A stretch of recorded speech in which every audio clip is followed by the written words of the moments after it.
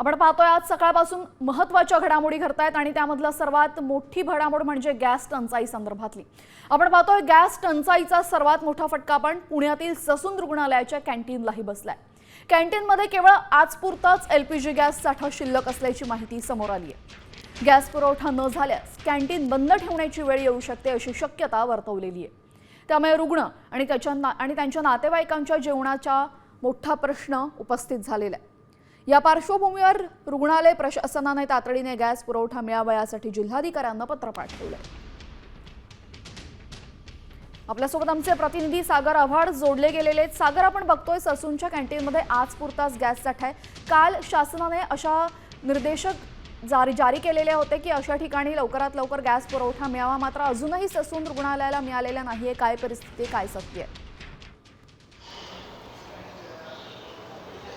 नक्की तेजल, आपण जर पाहिलं तर मी आता ससून रुग्णालयाच्या निवासी डॉक्टरांची कॅन्टीन आहे आणि या ठिकाणी आपण जर पाहिलं तर आजच्या दिवस पुरेल असाच साठा जो आहे तो शिल्लक आहे आणि जर आज गॅस आला नाही तर उद्यापासून या ठिकाणी कॅन्टीन बंद करण्याची वेळ जी आहे ती या ठिकाणच्या व्यावसायिकांवरती येऊ शकते, कॅन्टीन मालक जे आहेत त्यांच्यावरती येऊ शकते। आपण जर पाहिलं तर जे मेनू हवे असतात ते मिळत नाही, तेही कमी करण्यात आलेले आहेत आणि ही आपण पाहिलं तर ही कॅन्टीन आहे। 800 लोकांचं जेवण जे आहे ते रोज बनवलं जातं। काय परिस्थिती आपण जाणून घेणार आहोत। आपल्याबरोबर या ठिकाणचे किती सिलेंडर शिल्लक आहेत आणि काय परिस्थिती निर्माण होऊ शकते जर निवासी डॉक्टरांना जेवण मिळालं नाही तर ते रुग्णांवरती उपचार करू शकत नाही, त्यामुळं रुग्णांचे हाल होतील आणि सगळीच परिस्थिती निर्माण होईल।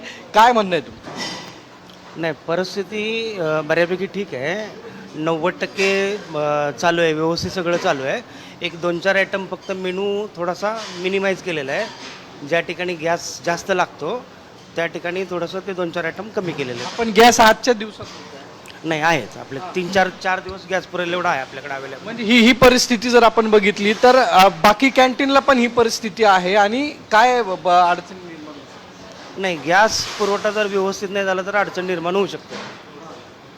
गॅस मिळाला नाही तर अडचणी निर्माण होऊ शकतात। आपण जर पाहिलं तर या ठिकाणी किचन आहे आणि जे मेनू आहेत मेनू कमी करण्यात आलेले आहेत। जास्त जे मेनू लागतं या ठिकाणी पाहिजे असतात ते मिळत नाही आहे आणि आत्ताही जर बघितलं तर काय इंडक्शनवरती वडापाव जो आहे तो तयार केला जातोय।